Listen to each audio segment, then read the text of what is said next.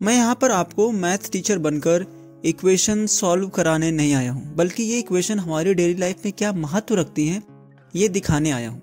यकीन मानिए, अगर इनमें से 9वीं, 11वीं और 15वीं इक्वेशन ना हो तो आप YouTube पे वीडियो देख नहीं पाएंगे, क्योंकि पूरी डिजिटल दुनिया इन्हीं इक्वेशंस पर टिकी है। तो चलिए जानते हैं इन इक्वेशंस को डिटेल से। Number 1, Pythagoras theorem. पाइथागोरस प्रमेय एक समकोण त्रिभुज की तीनों भुजाओं में संबंध बताता है। समकोण बनाने वाली भुजाओं के वर्गों का योग कर्ण के वर्ग के योग के बराबर होता है। यह प्रमेय ज्योमेट्री और अलजेब्रा को जोड़ने वाली लिंक की तरह काम करती है। इसका प्रयोग करके हम दो दिए गए बिंदुओं के बीच की दूरी फाइंड कर सकते हैं। इसका प्रयोग करके ही हम नेविगेशन यानी GPS, मैप मेकिंग और स्पेशल तथा जनरल रिलेटिविटी में स्पेस टाइम और ग्रेविटी में संबंध दर्शाने में करते हैं। Number 2, logarithms. इसका प्रयोग करके हमने बड़ी संख्याओं के गुणा को जोड़ घटाने में बदल दिया, जिससे एस्ट्रोनॉमी में ग्रहण और ग्रहों के ऑर्बिट की गणना करना आसान हो गया। इसका प्रयोग सभी इंजीनियरिंग कैलकुलेशन में होता है।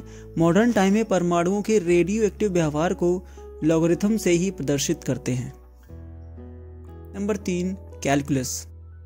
कैलकुलस प्रकृति में होने वाली परिवर्तनों को बड़ी ही सटीकता के साथ बताती है, जैसे टेम्परेचर परिवर्तन करने से बर्फ कितनी तेजी से पिघलेगी।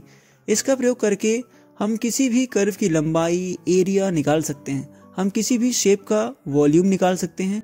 पूरी फिजिक्स कैलकुलस पर ही बेस्ड है। इनफैक्ट पूरी साइंस कैलकुलस पर बेस्ड है। Number 4, Newton's law of gravity. यह इक्वेशन न्यूटन ने दी थी। यह 2 पॉइंट पार्टिकल के बीच लगने वाले आकर्षण बल के मान को बताती है। इसका प्रयोग करके ही इंसानों ने ग्रहों की गतियों की सटीक जानकारी प्राप्त की है। इस इक्वेशन से हम सूर्य ग्रहण, चंद्र ग्रहण, कॉमेट्स के वापस लौटने और गैलेक्सीज की रोटेशन गति की प्रेडिक्शन कर सकते हैं। इस इक्वेशन का प्रयोग करके ही हमने आर्टिफिशियल सैटेलाइट बनाए हैं, जो GPS, DTH कम्युनिकेशन का आधार हैं। इसी इक्वेशन के प्रयोग से हमने Hubble telescope, James Webb telescope के साथ साथ चांद पर इंसान और मंगल ग्रह पर रोवर्स भेजे हैं। Number 5, the square root of -1। इस नंबर से एक नए मैथमेटिक्स की खोज हुई, जिसे हम कॉम्प्लेक्स एनालिसिस कहते हैं, जिसका प्रयोग तरंगों के संचरण, पदार्थों में ऊष्मा के संचरण में, इलेक्ट्रिसिटी और मैग्नेटिज्म की स्टडी में और पूरी क्वांटम मैकेनिक्स कॉम्प्लेक्स नंबर पर ही बेस्ड है। Number 6, Euler formula of polyhedra. Euler ने बताया कि किसी भी कॉन्वेक्स सॉलिड वस्तु में इसके वर्टेक्स और फेसिस की संख्या जोड़कर इसमें H की संख्या घटा देने से हमेशा 2 आता है। इस कंसेप्ट का यूज करके प्योर मैथमेटिक्स की सबसे पावरफुल ब्रांच टोपोलॉजी का जन्म हुआ। टोपोलॉजी का प्रयोग आज किसी भी कोशिका के अंदर कोई एंजाइम DNA से कैसे रिएक्ट करता है वो स्टडी करने में किया जाता है। टोपोलॉजी का इस्तेमाल करके हम सेलेस्टियल बॉडीज की गति के कैओटिक होने की संभावना की भी स्टडी करते हैं। Number 7, normal distribution. Normal distribution हमें यह बताता है कि किसी दिए गए आंकड़े में से अगर कोई संख्या रैंडमली चुनी जाए तो इस संख्या के इन आंकड़ों के औसत मान के आसपास पाए जाने की संभावना सबसे अधिक होती है। औसत मान से दूर जाने पर इसकी प्रायिकता बहुत तेजी से घटती जाती है।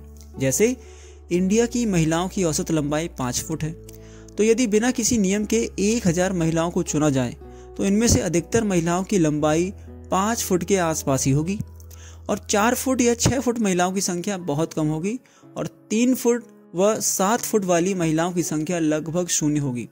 इस वितरण का आकार मंदिर के घंटे जैसा होता है। लगभग सभी रियल वर्ल्ड घटनाएं नॉर्मल डिस्ट्रीब्यूशन का पालन करती हैं। इसका प्रयोग करके हम किसी दिए गए आंकड़े में हेरा फेरी का पता लगा सकते हैं। साथ ही किसी शहर में एक साल में कितने एक्सीडेंट होंगे इसकी संभावना की भविष्यवाणी भी कर सकते हैं। Number 8, wave equation. यह इक्वेशन हमें बताती है कि जब किसी तने हुए तार में विक्षोभ उत्पन्न करते हैं तो एक छोटे से टुकड़े का एक्सेलरेशन इसके बगल वाले टुकड़े के विस्थापन के समानुपाती यानी प्रोपोर्शनल होता है।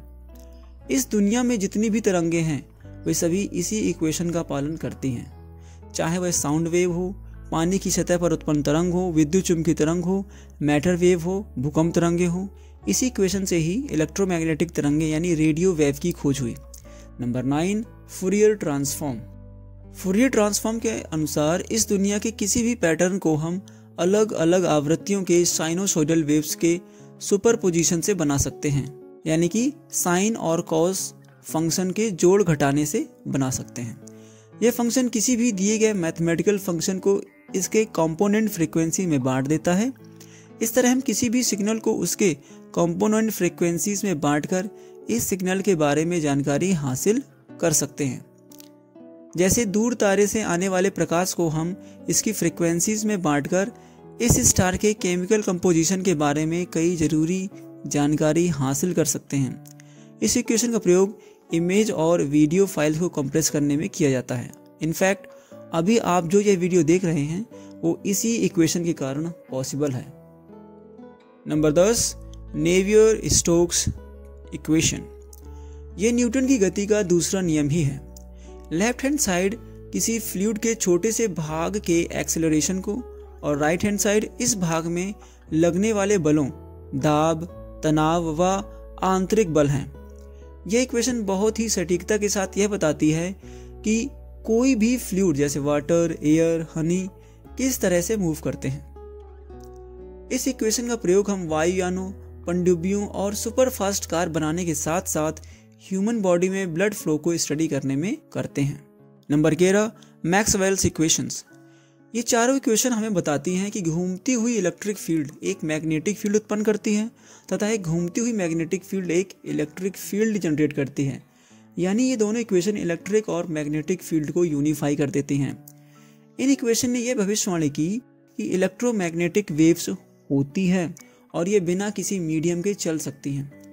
इनसे ही रेडियो वेव्स का इन्वेंशन संभव हुआ, जिसकी वजह से ही रेडियो, टेलीविजन, रडार और आधुनिक कम्युनिकेशन संभव हो पाया है। 12वीं equation, second law of thermodynamics. यह इक्वेशन फिजिक्स की सबसे महान इक्वेशन है। यह इक्वेशन हमें बताती है यूनिवर्स की एंट्रोपी बढ़ रही है, यानी यूनिवर्स में डिसऑर्डर बढ़ रहा है।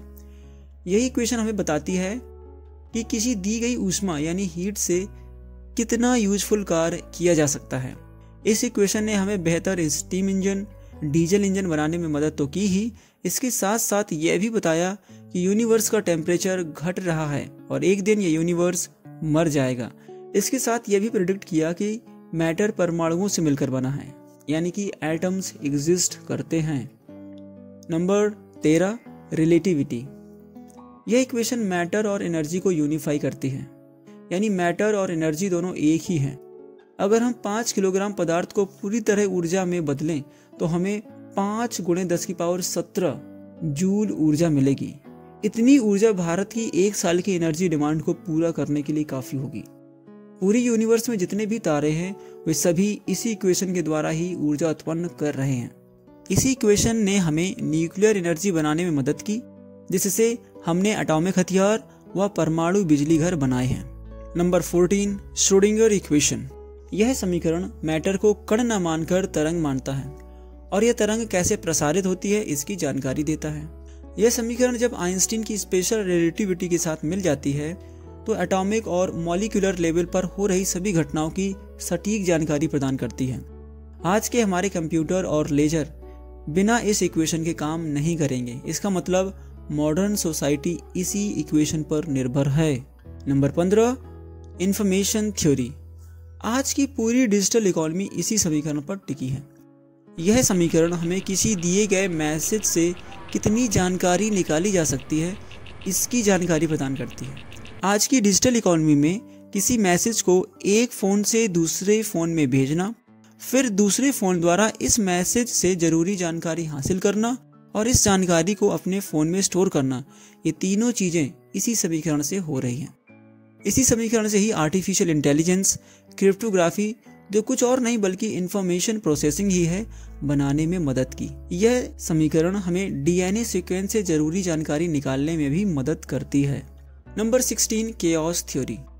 यह समीकरण हमें सीमित संसाधनों वाले क्षेत्र में जीवित प्राणियों की जनसंख्या एक पीढ़ी से दूसरी पीढ़ी में किस तरह बदलेगी इसकी जानकारी प्रदान करता है। यह समीकरण दिखाता है कि बहुत सरल अरैखिक समीकरण बड़े ही विचित्र पैटर्न उत्पन्न कर सकती है। ऐसे पैटर्न जो दिखने में तो अराजक लग सकते हैं, लेकिन उनके अंदर एक ऑर्डर या क्रम छुपा होता है। इस समीकरण ने हमें सोलर सिस्टम में ग्रहों के मोशन को अध्ययन करने में, मौसम की भविष्यवाणी करने में, और इसी इक्वेशन ने हमें धरती से चांद, मंगल ग्रह या किसी दूसरे ग्रह तक कम ऊर्जा खपत वाले रास्ते ढूंढने में मदद की है। Number 17, Black Scholes equation. यह समीकरण स्टॉक मार्केट में वित्तीय डेरिवेटिव के समय के साथ परिवर्तन को दर्शाता है। वित्तीय डेरिवेटिव का मतलब है कि जैसे मैंने किसी दलाल से 10 लाख की जमीन खरीदने का कॉन्ट्रैक्ट 1 लाख रुपए देकर ले लिया, बाकी पैसे मैं बाद में दूंगा। इसी बीच आपको पता चलता है कि इस जमीन का दाम आज से 2 साल बाद 20 लाख हो जाएगा, तो आप इस जमीन को खरीदने के लिए मेरे पास आएंगे और मेरे 1 लाख के कॉन्ट्रैक्ट को 2 लाख में खरीदने का ऑफर मुझे देंगे। अगर मुझे मूल्य अच्छा लगा तो मैं अपना कॉन्ट्रैक्ट आपको बेच दूंगा। इस तरह हम दोनों लोगों ने एक वित्तीय डेरिवेटिव का लेन देन कर लिया है। यह कॉन्ट्रैक्ट ही वित्तीय डेरिवेटिव कहलाता है। आधुनिक आर्थिक समृद्धि इसी तरह के व्यापार से संभव हो पाई है, और यह इक्वेशन इन्हीं वित्तीय डेरिवेटिव की लेन देन इनको बनाने में हमारी मदद करती है। तो ये थी वो 17 इक्वेशन जिन्होंने मॉडर्न सिविलाइजेशन को बिल्ड किया है। वीडियो से नई जानकारी मिली तो वीडियो को लाइक करें, शेयर करें, सब्सक्राइब करें, and thank you very much for your time.